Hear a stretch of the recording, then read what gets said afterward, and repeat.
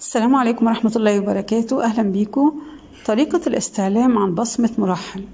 اللي عايز يعرف هو في عنده بصمة مرحل ولا لا، اتأكد منها.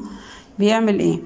أتاحت وزارة الداخلية السعودية الكثير من الخدمات الإلكترونية للمواطنين والمقيمين على حد سواء، وإحدى هذه الخدمات هي خدمة الاستعلام عن البصمة والتأكد منها.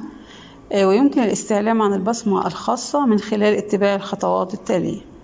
أول حاجة تسجيل الدخول إلى الموقع الإلكتروني الرسمي لوزارة الداخلية السعودية، الضغط على أيقونة الاستعلامات الإلكترونية، اختيار خاصية الجوازات، الضغط على زر الاستعلام العام للبصمة المتاحة، إدخال رقم الهوية الشخصية للمواطنين ورقم الإقامة للمقيمين، تسجيل رقم التحقق المرئي الظاهر على الشاشة، الضغط على خيار عرض الموجودة أسفل رقم التحقق المرئي.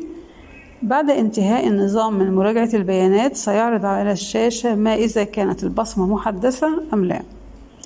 يمكن للأشخاص الوافدين إلى المملكة العربية السعودية ممن استوجب ترحيلهم من المملكة الاستعلام عن بصمة مرحل من خلال الموقع الإلكتروني لوزارة الداخلية السعودية، حيث يستطيع الوافد التعرف على إذا كان قد صدر بحقه هذا القرار أو لا، وبالتالي يجب عليه مغادرة المملكة لو كان صدر في حقه القرار ده، ولا يمكنه العودة إلا للحج والعمرة فقط.